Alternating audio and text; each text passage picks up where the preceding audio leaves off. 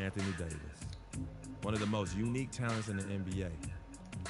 I see a lot of myself in him. I can't wait to face him and see if I can get the upper hand. I know I'm still a rookie, but it's the ultimate test to see where my game is at right now. And I live for these moments. So bring it on, Brow.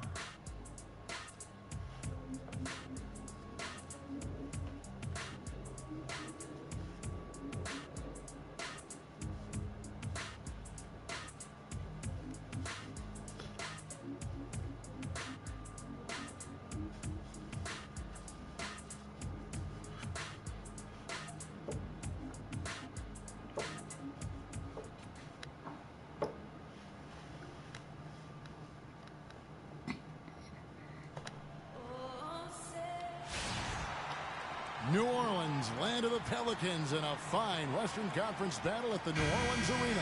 Hi, everyone. We're happy to have you with us for this edition of the NBA on 2K Sports.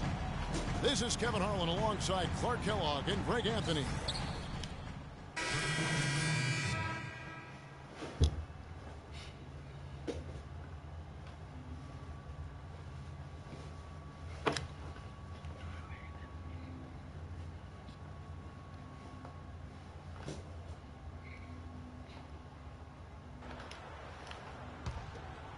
Here's Knight.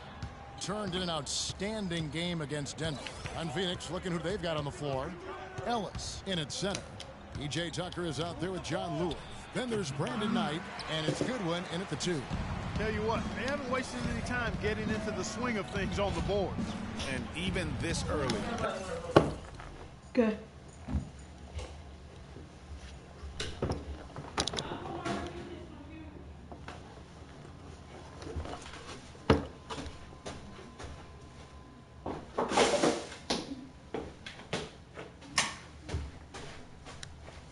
That's a good omen for the rest of the game. And Cole kicks to Davis. And there's the slam dunk to finish it off. Boy, oh boy, to be young again. My, oh my. Got me thinking back to my days. Oh, yeah, right. It does make you nostalgic, doesn't it? Well, speak for yourself, because I could never throw it down like that. But I will say, it sure looks fun, doesn't it? Pass to Anderson. Back to Gordon. He kicks it to Cole. New Orleans moving it around. Here's Davis. Rebounded by Ellis. And you know, guys, Eric Gordon was an unbelievable three-point shooter last season. 45% from behind the arc. The first time he's been over 40% in his career. That is good. Here's Cole. He's had some playing time, but no scoring yet from him. Here's Davis. And so he earns a trip to the line. Officials saw the contact, and he'll shoot 2. And how about Anthony Davis? He grew 7 inches in one summer back in high school. You know, people forget he was committed to go to Cleveland State to play point guard out of high school. But then because of that growth, ends up signing at Kentucky, and the rest is history. So, I mean, you look at that 215-pound frame his rookie season, now up over 240, and that's enabled him to dominate the game even more. And I think it'll also help him improve his health. Gordon kicks to Anderson.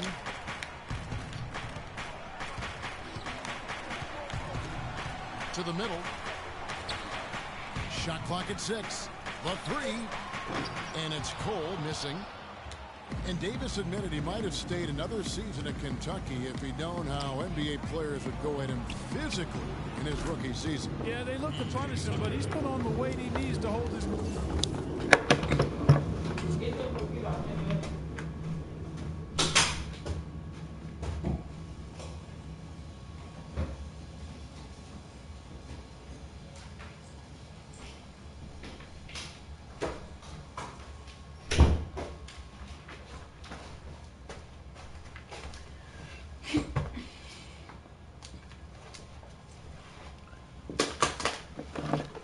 Now, he doesn't want to get too much bigger, though. Quickness is such a huge part of his game. Doesn't want to lose that. Outside Gordon. Here's Hasek. A beautiful reverse layup. That's as good as it gets right there. Beautiful reverse layup in traffic. 5 seconds separating the shot and game clocks. Knight wide open, and the Suns tack on 2 more. They've been hot here early, dropping them in left and right. Rolling, rolling, rolling. We'll see how long they can keep it going. Here's Cole. He's guarded by Knight. Cole, the pass to Davis. Runner in the lane. And good. Got the friendly bounce off the right side of the rim. Davis has got his 3rd bucket of the night. I tell you what, it's almost like stealing to watch how he plays the game from this seat. And one of the rising stars in the NBA is Anthony Davis. His offensive game is growing by leaps and bounds, and he talked about what you could be here an awfully long time. New Orleans making some changes here. Omer Asher, he's checked in for Alexis Ajinça. Davis comes in for Ryan Anderson. And Tony Douglas is subbed in for Drew Holiday. And the Suns here with a different look. Ellis, he's checked in for Len. Mirza Teletovic comes in for Markieff Morris. P.J. Tucker, he's checked in for Warren. And it's Brandon Knight in for Booker. On Phoenix, looking who they've got on the floor. Bledsoe and Knight of the backcourt. Mirza Teletovic out there with Ellis. And it's Tucker in at the 3 spot. That's a nice job of getting the ball in the paint and burying the shot. That's exactly how it's done. Phoenix looked to be on the verge of making it back into the playoffs last season. Ultimately, though, Greg, they faltered in the second half of the year. Yeah, it was a 3-team race. And after coming up short in 14, the Suns had the edge early. As you said, Kevin, they simply couldn't keep things going in the second half of the season. Davis dishes to Evans. The shot is off. Now the Suns take it the other way. Fresh from a win against the Nuggets. And Kevin, you know, they showed how important it is to have a strong bench. I mean, when you are on the road, that depth is vital. I think they really utilized the second unit to extend their offensive assault and just really wore down their opponent. And guys, I think what you saw from them throughout the game was teamwork. This is a team. Regardless of who was out there on the floor at any given time, they got it done. And that has to make you feel good as a group. And did you see the screen that was set for him? I mean, that was how he got to the hoop. It was the classic sign play. Won't show up in the box score, but that screen deserves an assist. Absolutely, Kevin. I mean, that took the defender right out of the play. The Suns shooting their 5th and 6th free throws of the game. Well, this is really one of the nicer buildings in the NBA, right downtown Clark, this home of the Pelicans across from the Superdome. Kevin, you're always worried about how close we are to Bourbon Street when we come here, man. But yeah, this was a fortress for the Pelicans last season as they won some big games here for sure. Davis kicks to Asher. He dents the rim with a 2-handed slam. And he just leaves the D in the dust and explodes to the basket. You're right. Clark, maybe a momentum changer right there, huh? It could be, Kevin. I mean, a dunk like that can sometimes get an opponent reeling. Shot off the screen, and it's off the back rim. No good. And you talk about the big wins here for the Pelicans last year.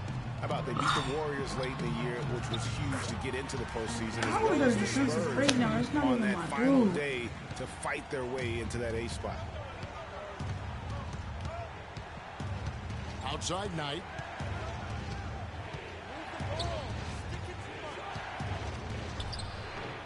Pelicans pull it in. What happened when you don't pass the ball, Knight? Losing that last matchup with San Antonio. Yeah, but when you shoot a percentage in the low 30s as a team, and they did that in that game, it is just not going to be your night. No, it's certainly not going to be your night shooting that poorly. And so often when that happens to a team, it's hard to get out of that funk once you get into it. And that's his strong suit, the ability to find his way through the D and finish at the rim. Cole, the pass to Davis. Soft touch off the glass. That was not a defensive breakdown. Tried to block.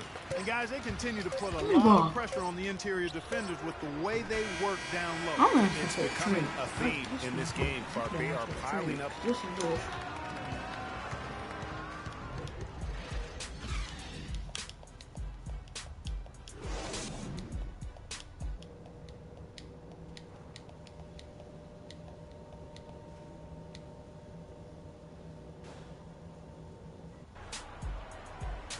And it's been a back-and-forth game so far with no... New Orleans making some changes here. Omer Asher, he's checked in for Alexis Ajinça. Anderson comes in for Quincy Pondexter. And Eric Gordon subbed in for Tyreek Evans. If I could get the ball once. And sometimes it feels like Brandon Knight is the Rodney No one. Dangerfield of the NBA. The poor guy just doesn't get much respect. Yeah, I agree with you, Kevin. Through the end of last season, he'd already been on 3 teams in 5 years. On one hand, it may be disrespectful, but teams recognize his ability, too. Holiday at the 1 with Gordon at the 2. The shot-blocking pair of Davis and Ashik inside. And it's Anderson in at the 3 slot. That's the Pelicans 5. Davis with a screen on Knight. And 2 free throws coming up as he misses that one. Drawing the whistle and a lot of contact there. Archie Goodwin picks one up. And on the topic of Brandon Knight, you have to wonder why he's been traded around so much. I mean, it wasn't due to a slow start because he made the All-NBA rookie first team. He's smart, has a strong work ethic, proved himself to be a clutch shooter in college, the kind of guy you normally wouldn't think about dealing for someone else. 3 consecutive baskets have come right at the rim.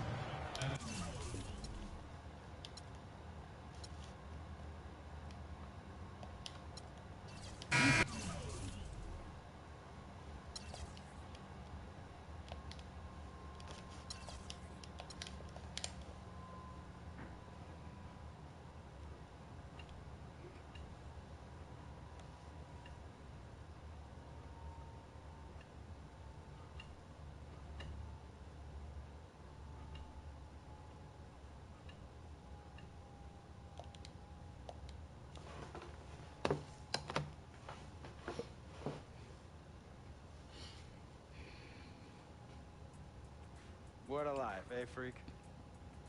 1 minute you're playing 21 and horse on the courts in Harlem, and the next moment you're in the showroom, configuring the gunmetal and graphite exterior of your luxury car and your iPad mini. Oh, I bet you get a crazy crowd when you drive that car around the block in the old neighborhood, huh? Yeah, living the dream. Mad pandemonium. But folks from back around the way are real proud of me. Yeah, I hear you. Local kid makes good.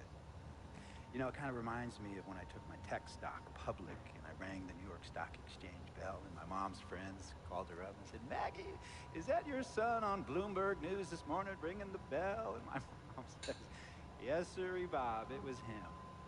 That was a great moment, freak. And you know, our lives, like a pearl necklace of great moments, all strung together with the finest silk thread of memories. And we have to be very careful how we cultivate those pearls and we thread that necklace. Does this meeting by any chance have to do with Vic Van Leer? I grew up in the burbs, freak. I was poor, middle class, comfortable. My daddy worked as an accountant at the largest insurance firms. Smart as money. Mom didn't have to work, boarding school. And my dad died of a heart attack when I was a freshman at MIT. I was a movie geek. I wanted to be a civil engineer, but I made my fortune by becoming a high school. My dad didn't want me to be an accountant. Oh, listen to this. My best friend was a guy named Izzy. We called him Izzy. He was one of the smartest human beings I have ever met in my life. Izzy was taking second-year college calculus courses as a high school sophomore, right? Straight A student, full ride to MIT. Izzy had the world at his fingertips. But he was also in trouble. Trouble found him. Ran with the wrong crowd. We got to MIT. He got this great job. Financial consulting firm in Boston. Every week he buy the Vegas. Izzy had assistants counting cards in Vegas. They had the big casinos on the strip. That baby. He would come back to MIT with suitcases filled with $200,000 cold cash. Yeah. So your man Izzy was getting hit off like that? Like a fat rat in a cheddar cheese factory. Okay, so what happened to this dude Izzy? Because he's dope. Not dope. Dead. After he'd been missing for 3 weeks, the Nevada State Police never found hide or hair. And our friendship took a hit when he asked me to hang out with him in Vegas, and I said I wouldn't do it. Because I knew he was on a dark and twisted path in his life. And yes, Yes, he was my dude. But no way was I gonna throw my life away trying to show my loyalty to a guy who really and truly didn't understand what loyalty was all about. So this meeting is about Vic. Very well, sir. Vic isn't busy. Why is that? Well, for one thing, you and your dead friend Izzy didn't grow up poor. Me and Vic grew up in a neighborhood where we had to look over our shoulder every 2 seconds to make sure nobody was going to walk up on us and rob us. True. Izzy and I did not grow up. But we, like you, thankfully grew up in a two-parent household. But even that wasn't enough for Izzy. He wasn't satisfied. He was always looking for a 5-alarm fire. He already had the warmth and comfort of a loving family. This is not about class warfare. This is about the consequences of making bad choices and risking it all when you feel like you have nothing to lose. Vic is like a brother, sir. But you shouldn't be Brother Vic's keeper, freak. When a brother goes into trouble, you put your career and your livelihood at risk by getting into fights at nightclubs and seedy after-hour joints and then scream to the media, "Yeah, it's all good, I'm an FOF, friendo freak. It's all misunderstanding. Y'all be haters, don't hate my game." I don't think a brother would do that to someone they really cared about, but a guy who looked at you like a meal ticket would. No. So you don't understand Vic. Really? I don't understand it. No.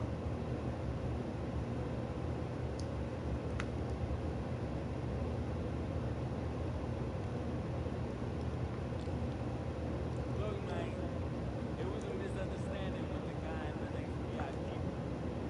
His understanding was naturally I suffered back.